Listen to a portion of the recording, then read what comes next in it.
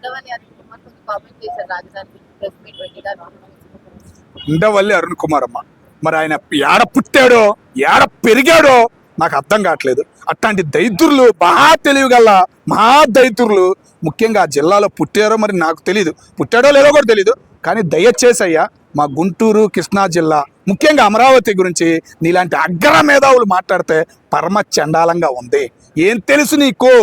నీరు ఏడుండిద్దో నీటి విలువ తెలియని నీలాంటి పనికిమాలిన ఎదవల వల్లే, తెల్లబొచ్చు నాయుళ్ళ వల్లే రాష్ట్రం నాశనం అవుతుంది అనేది తెలుసుకోవాలి. ఉండవల్లి గారు, నోటికి ఏదొస్తే అది మాట్లాడ మాకు. అమ్మ విలువ తెలుసా నీకు? తెలిస్తే ఇంకోసారి అమరావతి గురించి నువ్వు మాట్లాడవయ్యా. జగన్ చెప్పిందే కరెక్ట్, బాబు చాలా తప్పు చేస్తున్నాడు అని చెప్పి ప్రెస్ మీట్ లో అంటున్నారు. అంత ఎత్తు కట్టుకున్నాడు కదా మా, మునిగిపోదులే ఇల్లు. గోడ చాలా ఎత్తు కట్టుకున్నాడు కాబట్టి మునిగిపోదు. నీటి విలువ ఏందనేది తెలుసుకోవాలి. ముఖ్యంగా ఈ ఉండవల్లి మాట్లాడే, మీడియా ముందుకు వచ్చి మాట్లాడే మేధావులు, అగ్ర మేధావులు ఉండవల్లితో సహా నీటి విలువ తెలుసుకోవాలి. నీటికి ఉన్న విలువ ఏందనేది తెలుసుకోవాలి. ఓకేనా? ఎక్కడ మునిగినా, ఏ దేశం మొత్తం మునిగినా వచ్చి చేరేది ఏడకనేది తెలుసుకోవాలి. అట్లాంటి ప్లేసులు ఆయన రాజధాని నిర్మిస్తున్నాడు. చదువు లేని రైతులే ముందుకొచ్చి భూమి ఇచ్చారంటే నీలాంటి అగ్ర మేధావుల్ని ఏమి తిట్టాలో కూడా మాకు మంచి మాటలు రావట్లేదయ్యా. కొద్దిగా ఉద్దేశం, మాట్లాడే మాటలు అవగాహన పెంచుకుని మాట్లాడితే నీకు మంచిదని చెప్పి మేము అనుకుంటాం. రైతుల త్యాగం కాదు ఇది అంటున్నాడు. అమరావతి భూముల విషయంలో రైతుల త్యాగం కాదు, బాబు బాబు కావాలని చెప్తున్నాడు రామ.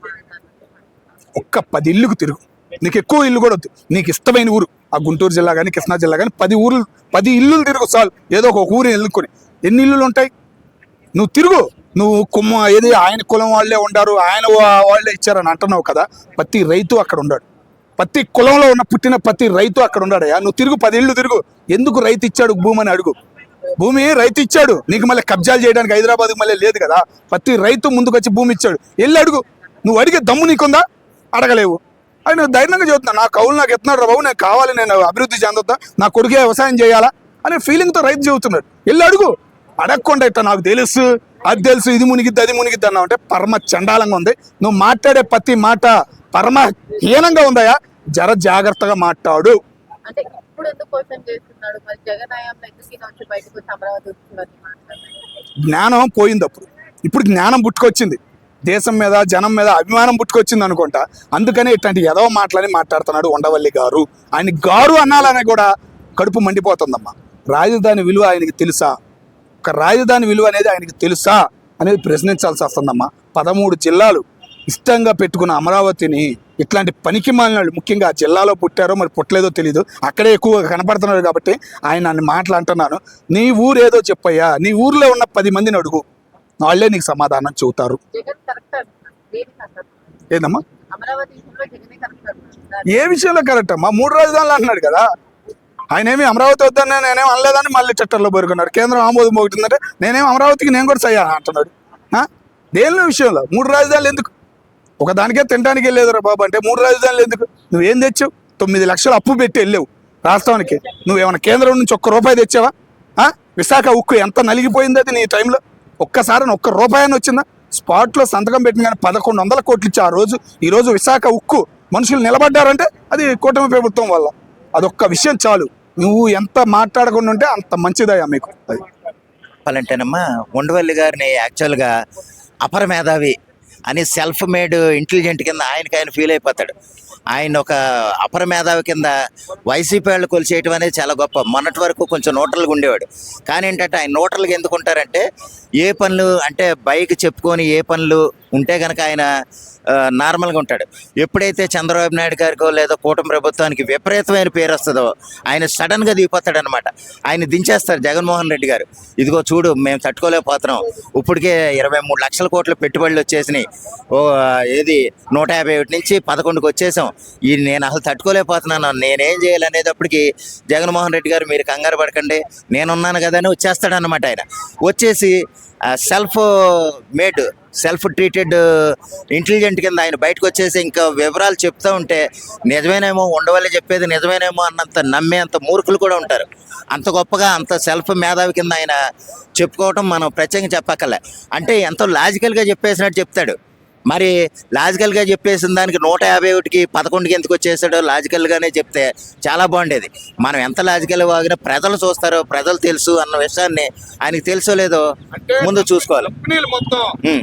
అన్ని వైజాగ్కే పెడుతున్నారు, వైజాగ్ డెవలప్మెంట్ ముందుంది అనే విమర్శలు కూడా ఆయన చేస్తున్నారు సార్. మరి ఆ గురించి ఏం చెబుతారు? యాక్చువల్గానండి వైజాగ్కే పెడుతున్నారంటే కనుక అది మనం ప్రత్యేకంగా చెప్పక్కర్లేదు. ఎందుకంటే అన్ని సౌకర్యాలు ఉన్న ఏకైక పెద్ద ప్రదేశం వైజాగ్. ఇప్పుడు అమరావతి తయారైతే కనుక అమరావతి కూడా వస్తాయి, మనమేం కంగారు పడక్కలే. ముందు ఒక దాన్ని ఏదైనా పెట్టుబడులు, ఇప్పుడు పెట్టుబడి పెట్టడం లేకపోతే ఏదైనా కంపెనీలు రావటం మన చాయిస్, మనం ఇచ్చిన చోటే కట్టాలని కాదండి.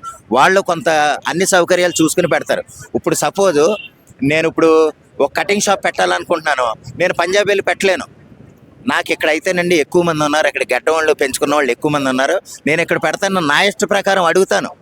వాళ్ళు కూడా పెట్టుబడులు పెట్టే సంస్థలు కానీ కంపెనీలు కానీ పెద్ద పెద్ద హై ప్రొఫైల్ ఇన్వెస్టర్లు కానీ ఎవరైనా సరే మేము వైజాగ్లో పెట్టుకుంటాం, మాకు వైజాగ్లో ప్లేస్ ఇవ్వండి అని అడుగుతారు వాళ్ళు.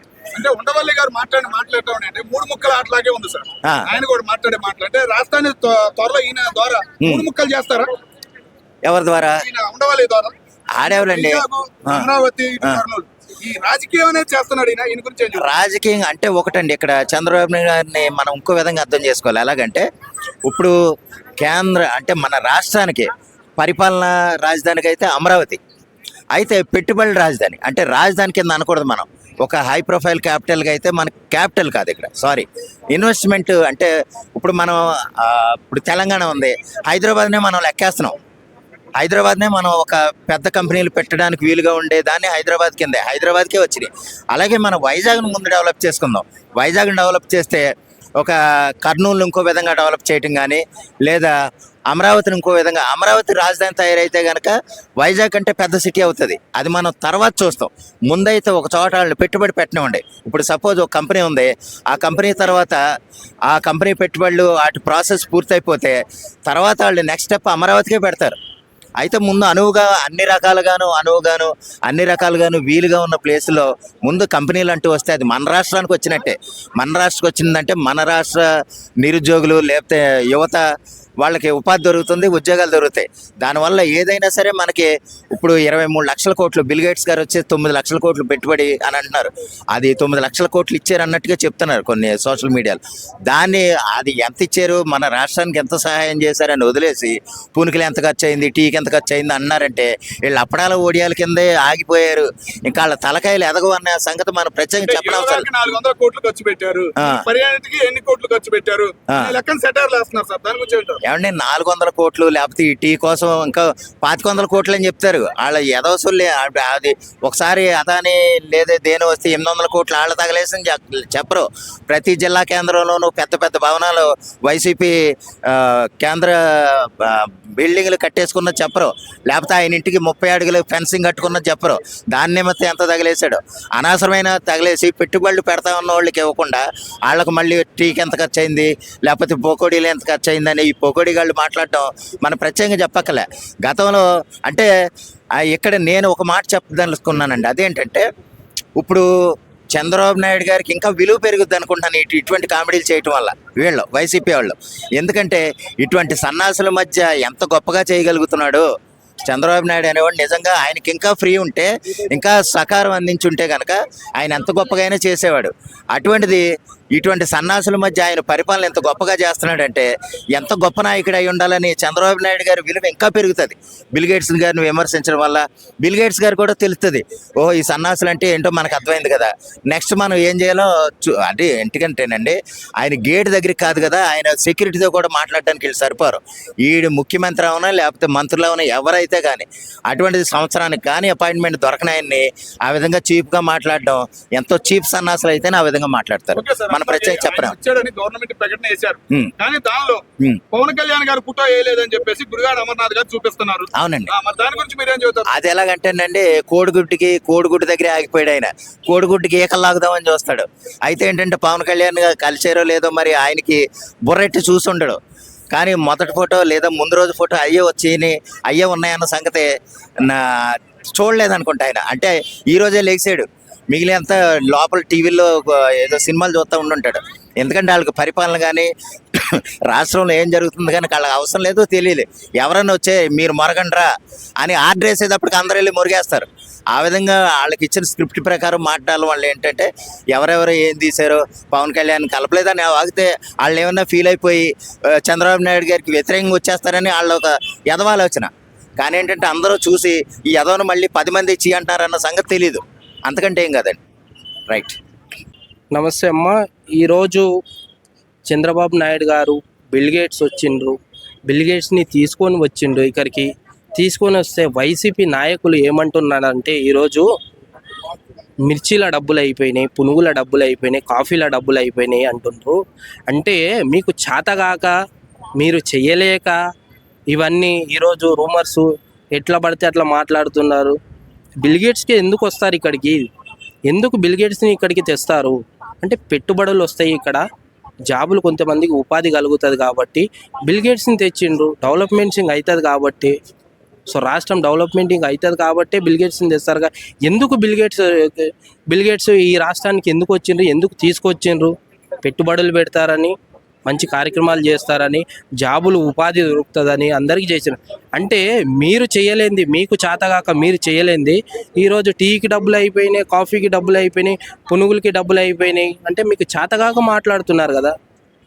5 సంవత్సరాలు మీరు పరిపాలన చేసిండ్రు, మళ్ళీ ఒక్క బిల్ గేట్స్ రాలే, అమరావతి కటకం కాలే. ఈరోజు మోడీ గారు వచ్చి శంకుస్థాపన చేసి అమరావతిని మరొక సిటీగా మార్చాలని నిర్ణయించుకున్నారు. చంద్రబాబు నాయుడు గారు, లోకేష్ గారు, పవన్ కళ్యాణ్ అన్న. ఈ అమరావతి ఏదైతే ఉందో ఒక మంచి సిటీగా, ఫ్యూచర్ సిటీగా మార్చడానికి ప్లాన్లో ఉంటే మీరు అడ్డమైన రూమర్స్ తెస్తారా? మీతో చేతగాక మీరు ఏం చేయలేక ఇప్పుడు ఈరోజు టీకి డబ్బులు అయిపోయినాయి ఇవి అంటారా? ఇది కాదు కదా మాట్లాడాల్సింది. మీరు ఎంకరేజ్ చేసేది పోయి ఇన్ని సంవత్సరాలు ఉన్నారు మీరు. 5 సంవత్సరాల నుంచి ఒక్క బిల్ గేట్ అన్న వచ్చిండా, ఒక్క కంపెనీ అన్న ఓపెన్ చేసిండ్రా? మీరు పేద ప్రజల గురించి ఉపాధి దొరుకుతుందని ఆలోచన చేసిండ్రా? ఈరోజు చంద్రబాబు నాయుడు గారు చేస్తున్నారు కదా. మీరు రాకుండా మీ ముఖ్యమంత్రి గారు ఆంధ్ర రాష్ట్రంలో లేరు, తెలంగాణ రాష్ట్రంలో లేరు, ఎక్కడ బయట ఉండి ఏసీ వేసుకొని పడుకొని ఇప్పుడు కార్యకర్తలను పంపించి, ఎమ్మెల్యేలను పంపించి ఏది పడితే ఎటు పడితే అటు అర్థం లేకుండా మాట్లాడేసి మీ పథకాలు ఏమిచ్చిన పథకాలు ఏమో జగన్ గారు. ఒక్క పథకం మంచిదని చెప్పనీకి రాదు. మందు తెచ్చి ఎంతోమంది ప్రాణాలు కోల్పోయిన వ్యక్తులు ఉన్నారు. ఇప్పుడు వచ్చి ప్రతిపక్ష హోదా ఉంది, మాట్లాడాలి కదా ప్రజల గురించి. మాట్లాడాడు. ప్రతిపక్ష హోదా ఇవ్వలేదు కదా జగన్. ఇచ్చిన గిట్ట మాట్లాడేది ఏముందమ్మా? ప్రతిపక్ష హోదా లేకుండానే మీకు ఇంటికి పంపించారంటే జగన్ గారు ఏం చేయలేదని తెలుస్తుంది కదా. సో ఎంకరేజ్ చేయండి. పెట్టుబడులు మన రాష్ట్రానికి వస్తున్నాయి అంటే ఎంకరేజ్ చేయాలి. కానీ వీళ్ళకు మేము చేయలేదు కదా, చాలా బాధ అయిపోతుంది, గుండెల్లో బాధ అవుతుంది వీళ్ళకి. మేము చేయలేదు కదా అనేది బాధ అవుతుంది. మీరు ఎందుకు చేయలేదు మరి? బిల్ గేట్స్ వస్తే ఓర్వట్లేరు, కడుపు మండిపోతుంది. ఇన్ని 5 సంవత్సరాలు ఉన్నారు, మీరు చేయలేదు. చంద్రబాబు నాయుడు గారు చేస్తుండ్రు. అమరావతి కట్టకడం ఎట్లా ఉంటుందో చూడనమ్మా. మరొక ఫ్యూచర్ సిటీ తయారు చేయడానికి సిద్ధంగా అయి ఉన్నారు. మోడీ గారితో శంకుస్థాపన మొన్న అయింది. ఈసారి మంచి ఫ్యూచర్ సిటీ రాబోతుంది. ఈ పార్టీ ఎల్లకాలం ఉంటుందమ్మా. ఎందుకంటే మోడీ గారితో అనుబంధంగా ఎంతో క్లోజ్గా ఉండే వ్యక్తులు చంద్రబాబు నాయుడు గారు, లోకేష్ గారు, పవన్ కళ్యాణ్ అన్న. ఎన్ని నిధులు తేయడానికైనా రెడీగా ఉండే వ్యక్తులు చంద్రబాబు నాయుడు గారు, లోకేష్ గారు. మీరు ఏమీ చేయలేరు, ఇంకా రారు గీట జగన్ గారు అని అనుకుంటున్నారు.